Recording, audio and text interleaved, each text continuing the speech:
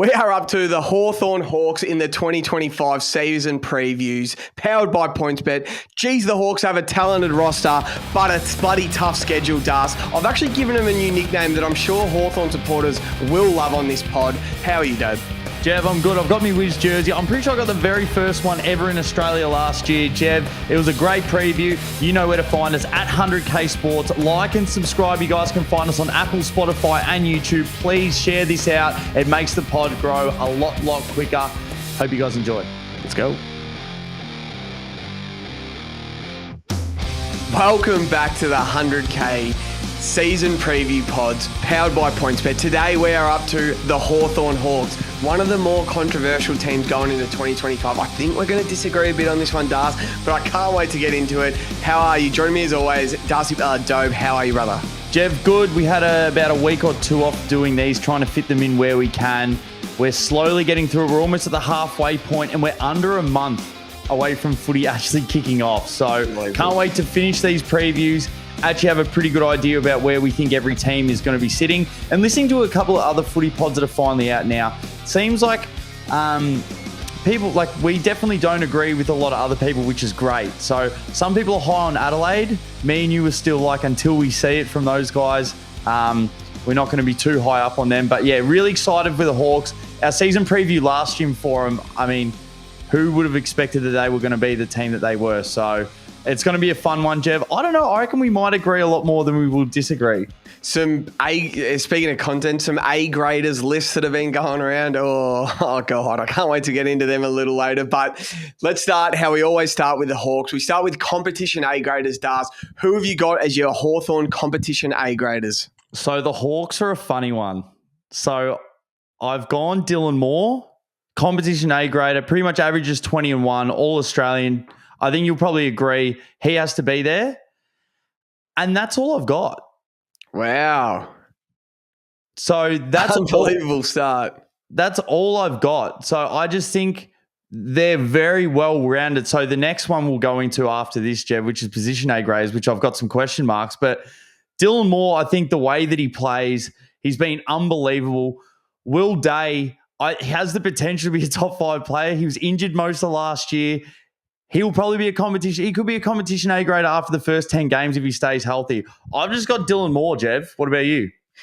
Yeah, so I have my notes from last year, and I only had James Sicily last year, and then I left him out of my opening pyramid, if you remember, and copped it. But I've got 2 this year in my competition A graders, and that's James Sicily and Jai Newcomb. If Sicily doesn't have a buggered shoulder this year and he just gets to decide what end of the ground he's playing, I reckon it might be something like we've never seen before from a player, like a swingman key position player that plays in a good side and sort of does it however he wants. I dare to think he's the sort of guy that can kick 40 goals and be named back pocket in the All-Australian this year, James Sicily. That's the sort of year they're probably expecting from him. And Jai Newcomb is an absolute stud, Das. He's actually a great one for the Will Ashcroft line that I said. Who would you rather in 2025 at the Hawks, Ashcroft or Newcomb? I think I'd go Newcomb. He averaged 25 disposals last year, but had 31 and 35 in his 2 finals. He's the perfect midfielder for the Hawks, what they need right now. He's a beast. He's a ball-winning beast. He's got that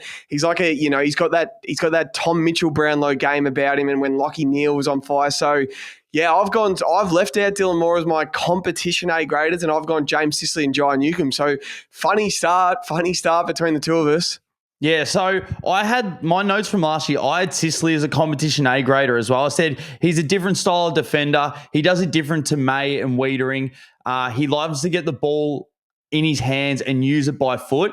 I don't disagree. I just think that in my head, when I've tried to do this list this year, I'm like, A graders, there's only a handful of them. Yes, he's a gun, but I'm only taking, if it's one per team, then you're pretty much picking an All-Australian team. Yeah. And yes, he's about there, so I don't disagree, but I just had Dylan Moore. He's All-Australian. He has to be a competition A grader. I love watching him play, but this is the next one, so I'll let you go first.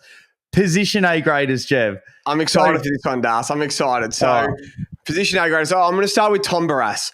He's dead set built like a barrel with a keg on top of it. He's the biggest human I've ever seen in my life. He would play fullback in any team in the league. Remember last year at Marvel Stadium, Ross Lyon legit game planned around him for a day. They were missing McGovern, and Ross Lyon refused to kick the ball anywhere near him. It was like he was a roadblock. They just kicked around him. It's just telling you how good and damaging he can be on games. He's the biggest fucking unit. It is a great addition. He's a stud. So my first one, Tom Barrass is a competition A-grade fullback for me. You, Das? Yeah, Jev, I had him. I had John Newcomb as a position A-grader. Any midfield he's pretty much walking into. He had 24 Brownlow votes last year as well, Jev. So he's obviously being noticed now by the umpires. As I said, I don't disagree if you put him in the position A-graders. He had some phenomenal games, like the way that he plays. So I've got him in a position A-grader because I reckon he'll walk into any other midfield and he'll have an immediate impact. Who else do you have? Yeah, I'm going Josh Weddle as well, Das. I think he's the perfect prototype defender. I think if you're going to build a perfect half back line, it's him and Nick Blakey. Both lightning quick, both beautiful kicks, huge dudes, can play on any sort of player, goes third man up all day. I just love that sort of halfback, that sort of 6'4", runs like a small winger, breaks lines, booming kick, can hit up targets. I just love the way he plays. I love the way Nick Blakey plays. Yeah, I think, and even if it is a bit of projection, I think by the end of this year, he's an A-grade halfback sort of winger. Josh Weddle, Das, you? Yeah, that's because of the vodka cokes we were feeding him, Jev, at the Osborne. And he was telling us how slow Carlton were. Yeah, I've got Will Day in there, Jev. I think he goes into any midfield and he plays midfield straight away. He's so silky. I just hope he gets a good run of health this year. Obviously, he's been battered and bruised a little bit. Can't get out for a full 24, 25 game season. So I think you'd probably agree if he's out there the entire time. The Hawks started 0-5. And we always said there's certain players when they come into the side, they make their team so much better. He literally came in after that and then they went on a run. There's only a few players we've seen do that. So I think he's a position A-grader.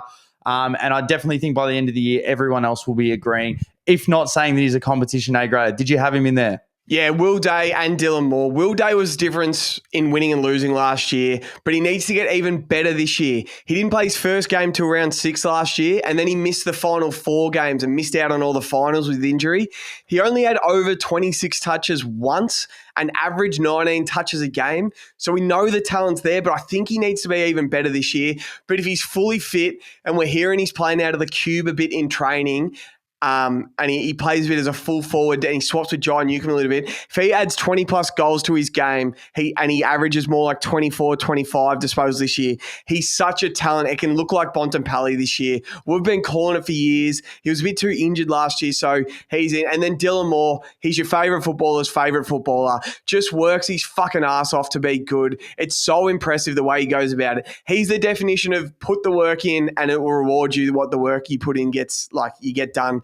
So, yeah, hearing you call Dylan Moore a competition A-grader, I just think he lacks a little bit of that natural talent and God-given abilities of the other competition A-graders we talk about. But then he just makes up for it for the fucking work rate and the work he puts in, and he busts his ass to be a good player, and he's everywhere. He is my favourite of those half forward, up and back, hit the scoreboard, put pressure on, get around the ball. He's the best in the league at it. So I've got him as a position A-grader. Das, you go.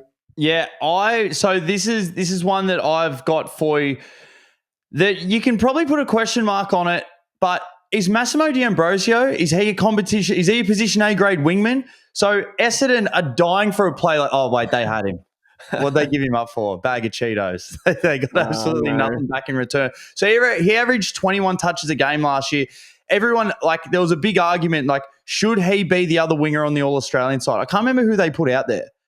Do you remember? I probably should have looked this up. But I don't remember who they put there. But Massimo, would you have been upset if he got awarded an All-Australian last year as a winger? No, he was good enough. I think he did make it, didn't he? No.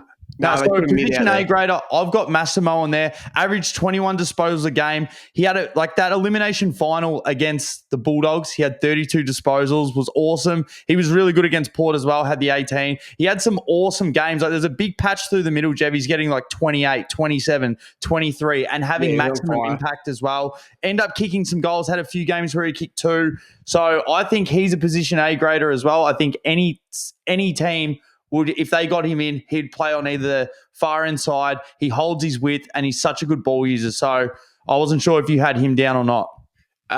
Yeah, you keep going. I've got no more. And then I've got one more. I've got, what team doesn't he start in as a small forward? Is Nick Watson a position small forward? Is he? Is he a position A grader? Last year, I just don't know what side he wouldn't be starting in. Would he start next to Papley? Would he start in the Giants side? Would they find a spot for him as a small forward? Maybe Darcy Jones a spot? He's definitely starting in Carlton side. Collingwood side, he'd link up next to Bobby Hill. I've got a question mark next to him. I think he is. I think he's a position A grader. I think as a small forward, I think every single team, if they dropped him into their squad, he would start. So I've got him as a position A grade small forward. Yeah. In my notes here, Das, and my last position A grader, Nick Watson is an A grade small forward. That final against Port Adelaide just doesn't leave my head. An 18-year-old kid playing 1 out in the 50 on the road at Adelaide Oval in a final. 3 goals, 9 touches. He kicked 3, 4, 3 and 3. His last 4 games he played, basically the games Dylan Moore missed, that's what he kicked, where they were just on a winning streak. His confidence is just contagious. It is just so contagious at just what he's going to do this year. He's sort of changing. He's changing. So, like, it's like Tom Papley walks so Nick Watson can run. Tom Papley made it look what it can be like, haven't been a small forward that walks around, struts around, gets in the opposition's face, gets the crowd going, everything. But Nick Watson did that from junior footy onwards and has just bought it from game 1 in the AFL. And he's going to be a gun. He's just a freak. So, yeah, I've got him as an A-grade small forward, Das. And, yeah, I agree. Let's get on to notable role players. You can go first. Yeah, so I've got 2.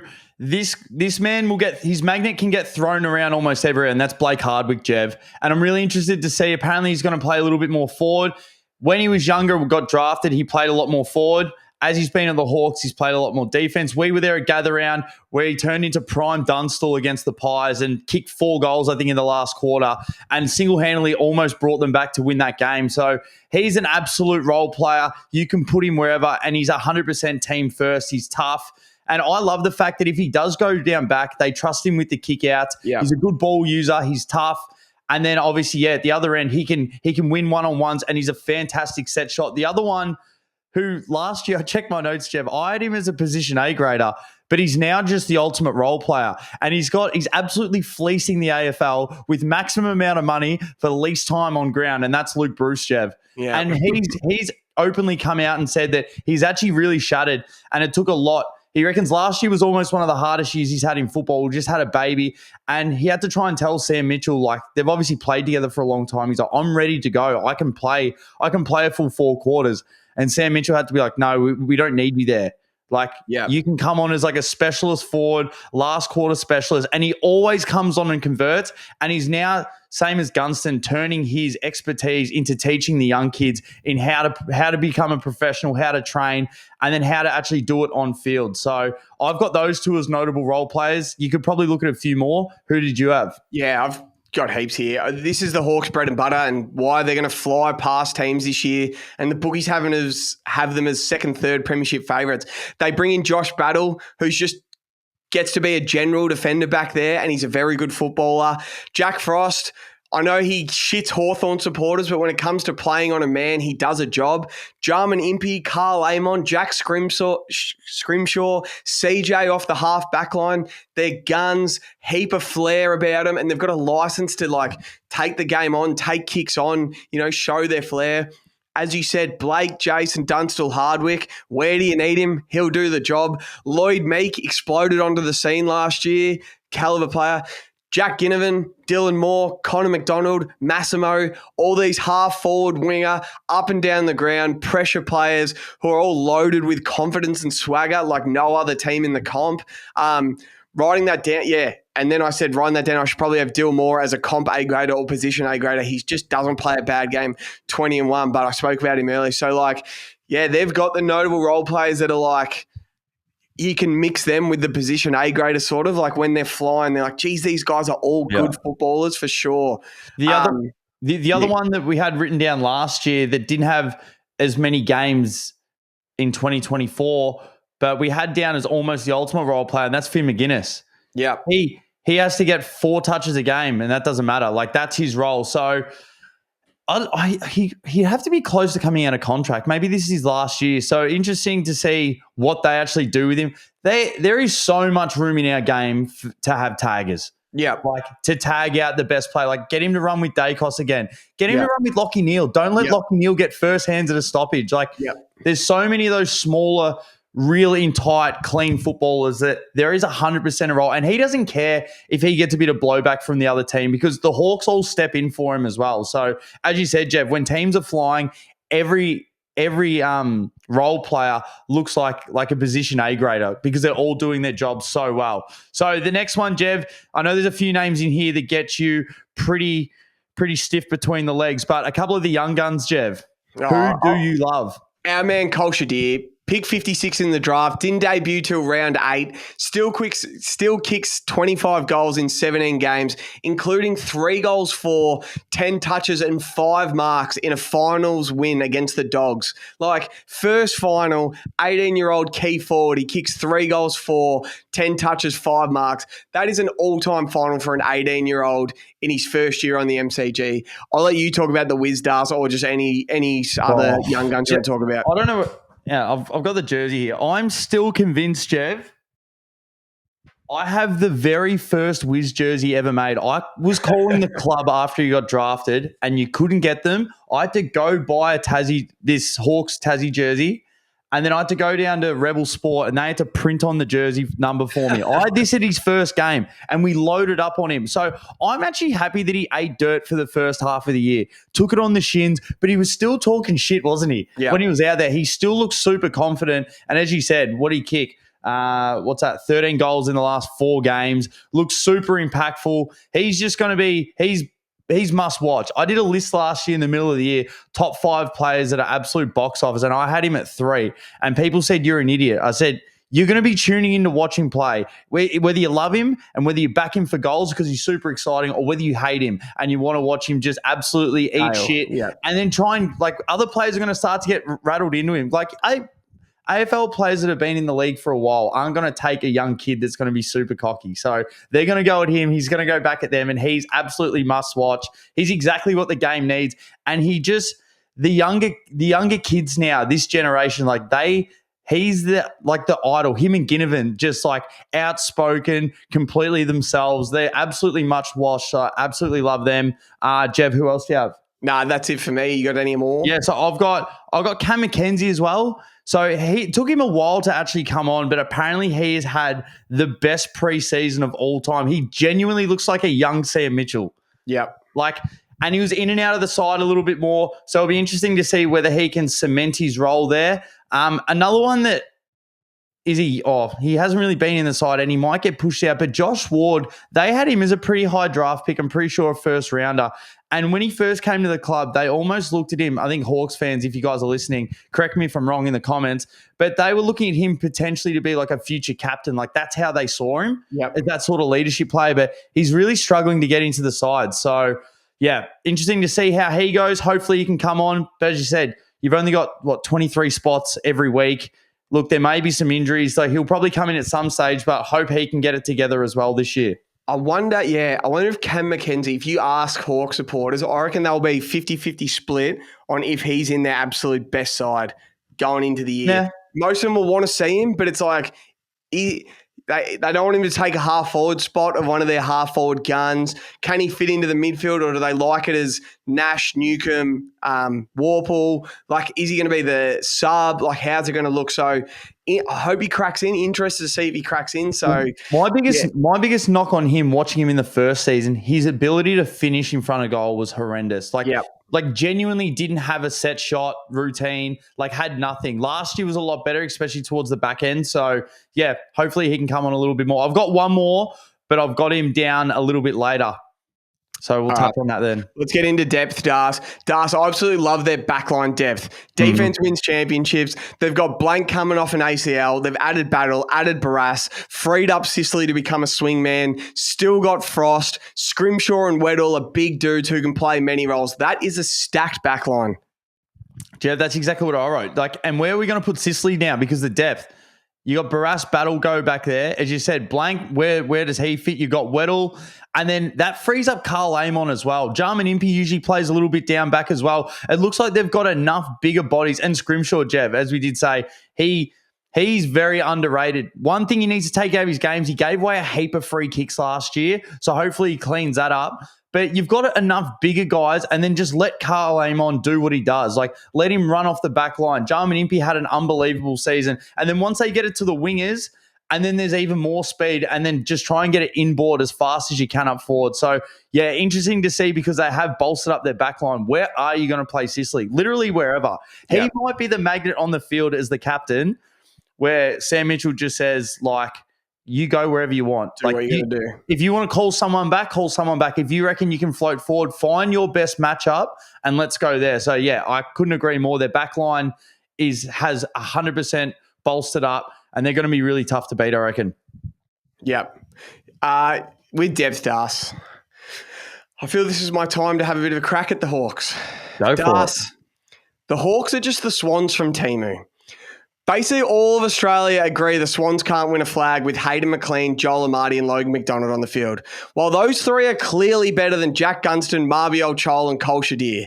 Last year, the Swans 3 combined for 107 goals. The teamu Swans 3 combined for 91 goals. Weddle equals teamu Blakey. McDonald equals teamu Hayward.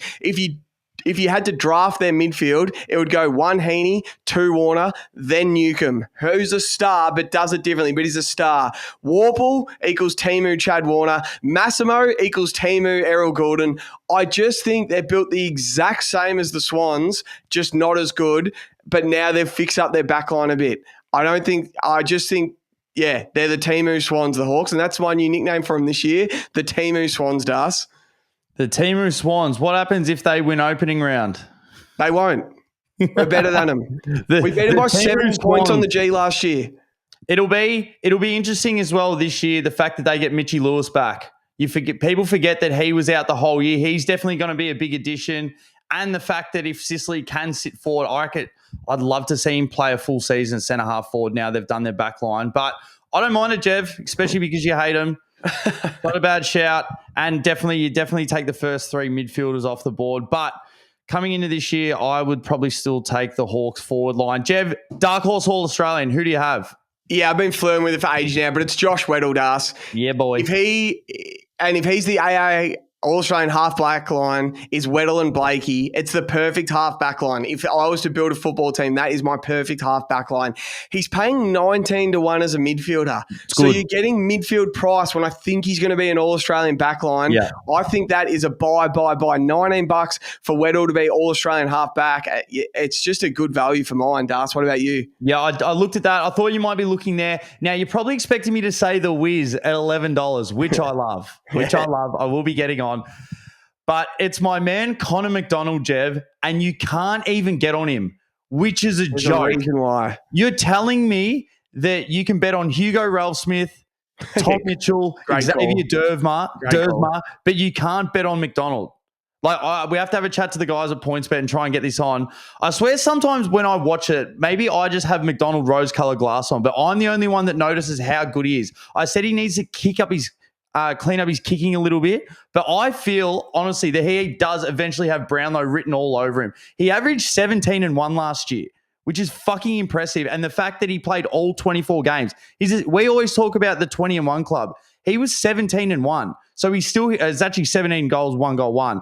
He's a workhorse. He always gets to the right spots. I'm hoping he has another good year and takes another leap. I think he's an unbelievable player. He's another one that just pops up 2-3 goals every now and then. But if not, he's always hitting the scoreboard. He had some games where he kicked 2 or 3 behinds, but he's always getting to the good spots. 17-1. I think he's a really good player, and he's better than way much more of a chance to be a dark horse All-Australian than Hugo Ralphsmith that probably won't even be in the side this year. So I'm going to have a chat to PointsBet. Even if they can give us $24, I think 100%. He can slot in around that midfield half-forward line. So that's who I love, and I love watching him every week. When you put it that way, I do agree with you. There's some players he's a lot better than that he should be. At least have a market. Even if he's not going to make it, he should have a market. Does 100%. coach captain, we just say coach/captain, ? Talk to me. Go. So I think we love Sam Mitchell. He's a bit of a footy nerd, isn't he? He's a footy brain. Yeah. I see him as not quite like as the NFL comparison. It's like a Sean McVay because Sean never really played, but he's just someone that just understands the game, and he's just luckily the Hawks went all in on him. Like as we said, they were zipping 5, they were looking shit. He's like, he just had to eat it, didn't he? Have to take it at the knees every time he went to the press conference. He's like, this is my system. He got rid of all the old guys he didn't want. He got rid of them all. He's like, I'm getting all the young guys. I'm getting a lot more smalls. This is where I see the game's going. And I definitely thought Sicily was a little bit immature. Like he does give away a lot of free kicks, and sometimes where I think he has to be a lot more professional. He lets his emotions get the better of him. But I also don't mind that as a captain as well. Like when you have to go and the boys all seem to stand behind him. It's different if your captain's going out and doing something and the boys don't stand behind you or step up for you. So I love this pairing. It's definitely the way that they're going. It's a little bit off platform. You almost think that maybe someone a little bit more buttoned up should be the captain, but they absolutely love him. So I love it. I just genuinely love Sam Mitchell. And every single time if the Hawks play a game, I look at the opposition coach and who they have, and I look at Sam Mitchell. I just think that his ability to move magnets, one thing I'm really critical on, especially with Carlton, we don't move the magnets enough. Yeah. Like the only thing we do is eventually, if it gets towards like the back end of the last quarter, we'll put Charlie Curnow back. Yeah. All game, if there's something happening, Sam Mitchell's always moving pieces, trying to just find a little hole in the game, which is actually coaching. He always coaches every minute of every game. So I absolutely love him. Sicily, people can have their opinion on him. I like that he's captain of this side. But yeah, I think the pair seems to work really well. What about you? Yeah, if you've listened to our other previews, I'm happy to have a crack at coach captains if I don't rate them. But this is a top 10 in the comp. Coach captain. We can also see Sam Mitchell as a genius, and he can change a team mid-season. And if he thinks they're playing a bit soft, he hits them straight between the eyes, and they'll have a full bring your mouth guard to training week if they have to. He just gets it. He embraces who they are and all the TikToking and stuff, but he's also still ruthless as he was when he was playing. He just gets it at the moment. He feels like he's got the mix so right. The relationships, the ruthlessness, it was just reminds me so much of when he was playing. And the way James Sicily has grown up from the hot-headed idiot he used to be to the perfect captain for the group, protects the young boys, goes into bat for them, and is also super high IQ on the field and knows when to swing himself. Obviously gets Sam Mitchell's plan.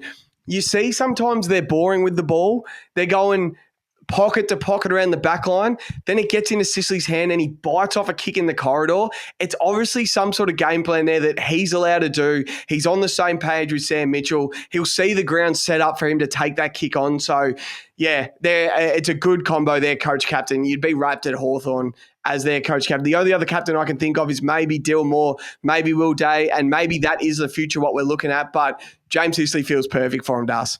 Yeah, they're the players you mean by like more buttoned up. Like Will Day, 100%. He looks like, and he seems to be doing a lot of media as well. So like, yeah, maybe he's the next one in succession. All right, next one, Jeb. So strength of schedule. Fox Footy give us the rankings. Depends on where teams finished last year. If number one means you got the easiest schedule, 18th coming into this year, you've got the hardest. They got the 15th ranked schedule. So down the bottom end of it. And it is no surprise, Jev. Have you had a look? Because it's a tough schedule to us. Yeah, it's a tough schedule. I can tell you it is number 15. It is a tough schedule. So the first 6 games. So we had, shout out Cole because we know he listens to this. Cole Stewart, shout out. Massive Hawks fan. He's like, we could be zipping 6. And I was like, but that still doesn't mean anything. The fact that you guys were zipping 5 last year and then found it, teams can do it. The Swans did it, I think, a few years ago. Yeah. They ended up making We're finals. zipping 8. Yeah. So, where are you zipping 8? Yeah, we came from Jesus. zipping 8. So, this is their opening 6. So, they've got the Swans away. Yep. Then they've got the Bombers at home. We saw the Bombers beat them in that spot last year, round 1. Then we've got the Blues at the G on Thursday night. Yep. Then they've got the Giants down in Tassie, which should be a win because they love it down there. Then they've got Port Adelaide at Adelaide, which they got their hearts broken from last year. Top 5 game I'm looking forward to over the season. And then they've got Geelong. Geelong at the G Easter. So it's a bloody tough start. They can't start 1-5 again, can they? I reckon they're going to be 3-3, maybe 4-2. They can't start 1-5. So, but we heard Josh Weddle talking to us about the Blues. He just doesn't rate them. He just thinks they're slow and don't run hard. So they'll look at Carlton at the G and go, we're certain he's in this game. They'll be confident against the Swans opening round. They won't let that Bombers at the G slip up again round 1. And then Port is like their early grand final. So they'll be pumped for that game. After Geelong at the G on Easter Monday, they get the Eagles, then Richmond to get themselves right. So, even if the start isn't great, they will get themselves right. But how hard is this 4-game stretch to us? Rounds 10, 11, 12, and 13. They've got the Suns in Darwin, Lions at the G, Collingwood at the G, then the Dogs at Marvel. It's a tough 4-game stretch. Then this is their final 7 to finish the year. This is they'd want to make sure they're locked up because this is a tough final 7. Freo in Perth, Port in Tassie, Carlton at the G again, Crows in Adelaide, Collingwood at the G, Melbourne at the G, and then Lions at the Gabba to finish their season. I just hope they're as good as they say they are because they have 3 blocks of bloody hard games. And if they get injured a little bit and they're missing a few key players, and who knows if it blows up in their face and their confidence, because if you're full of confidence and you're cocky as, if it's not working, if they lose it and they start turning on each other. So it's a tough schedule for a team that's second premiership favourite to us. Yeah, Jeff, as you said, it all depends how they start against the Swans, because if they happen to roll the Swans and beat the Bombers, then their gameplay and arrogance is going to be kicked off. And then against the Blues, they can go to tee off. Then they've got the Giants.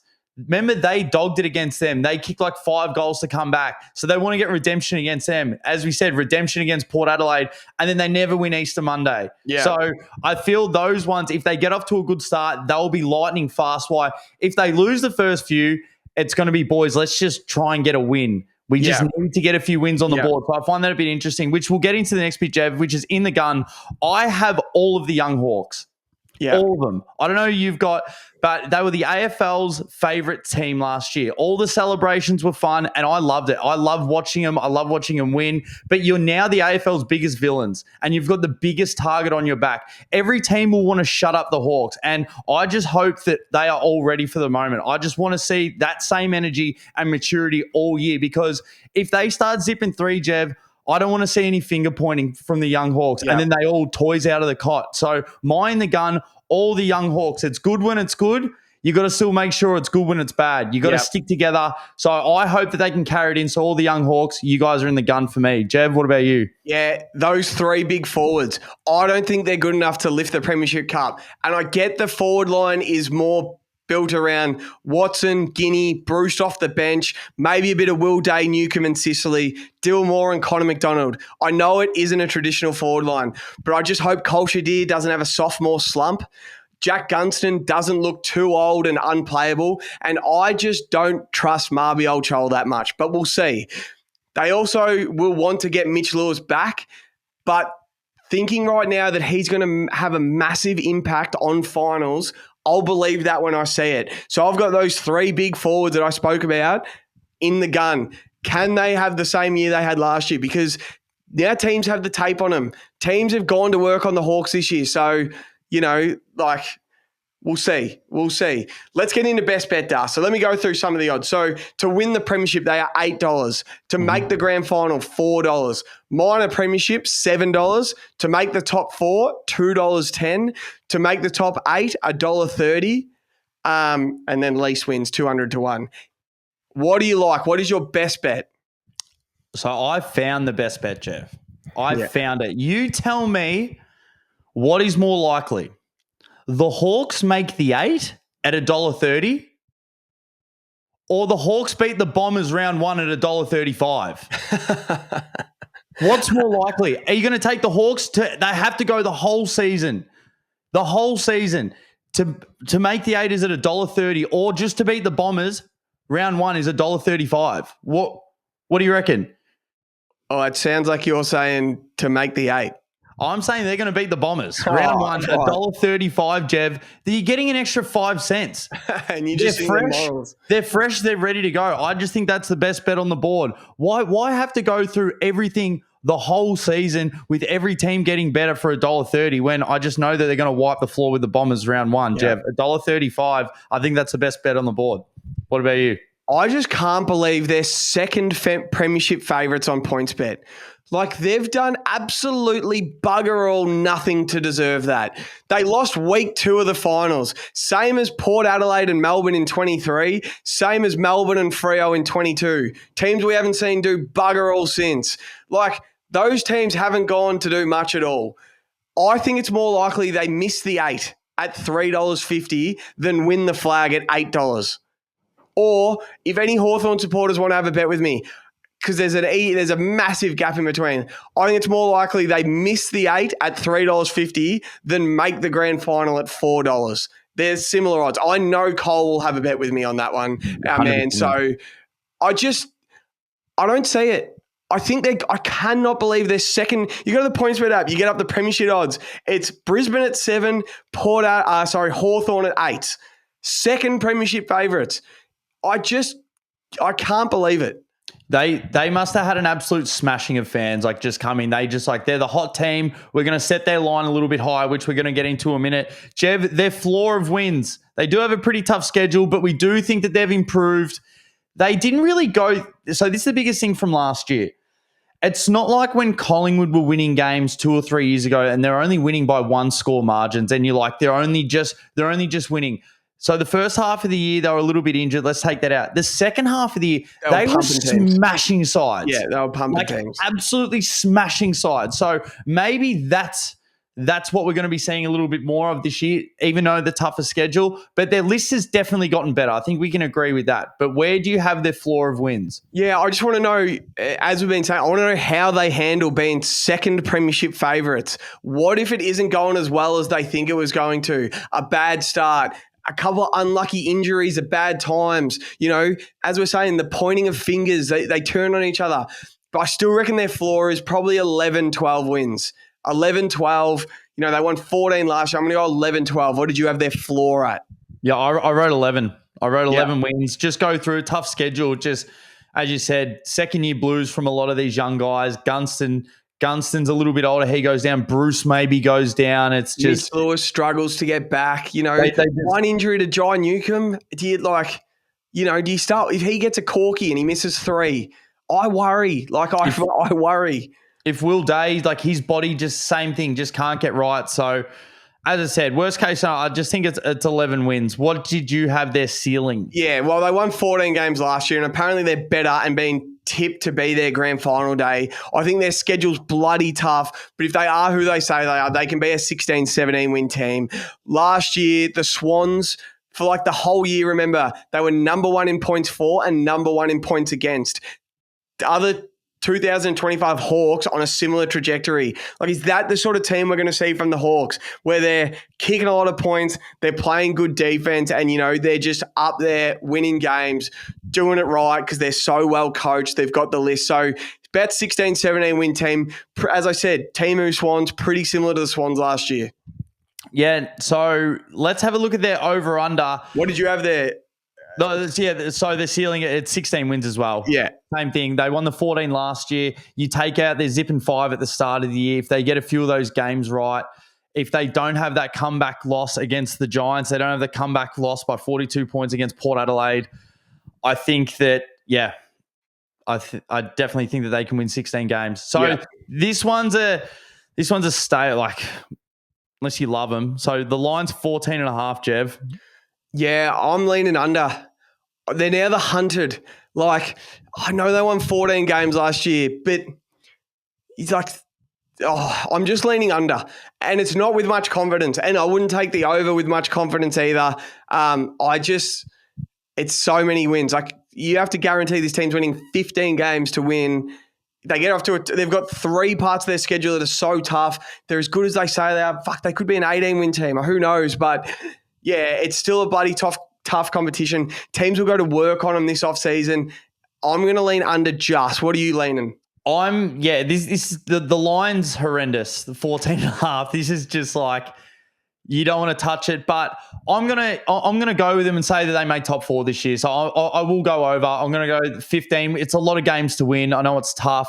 I think whether I have Freo in there, Brisbane, Hawthorn, and GWS. I'm thinking that's what I'm thinking. And then Geelong maybe just under. We know what they like to do. It's just like, let's just make finals and let's run through everyone. Yeah. And then you've got all the other teams under. So I think I've got them in my top 4 at the moment. It just looks like everyone's strong. I love all the footage coming out of their weight room. They all look like they're moving weight, like big, like all lifting like 180, 190. It's a natural lot of weight, progression. Man. If they stay healthy, they're a fun side. They're fast. They've got better in the back line. 14 games they won last year. I'm going to go over, Jev. I'm going to go 15. They're going to look a lot like the 2023 Pies, where they're going to be playing in front of 90,000 every time they play on the G, and just be must watch. And they, like, the crowd overwhelms teams when they get going, and they kick 5 in a row, and then Watson kicks 1, and like, you're just up and about for him. And then Guinea kicks 1. He gets into an opposition player.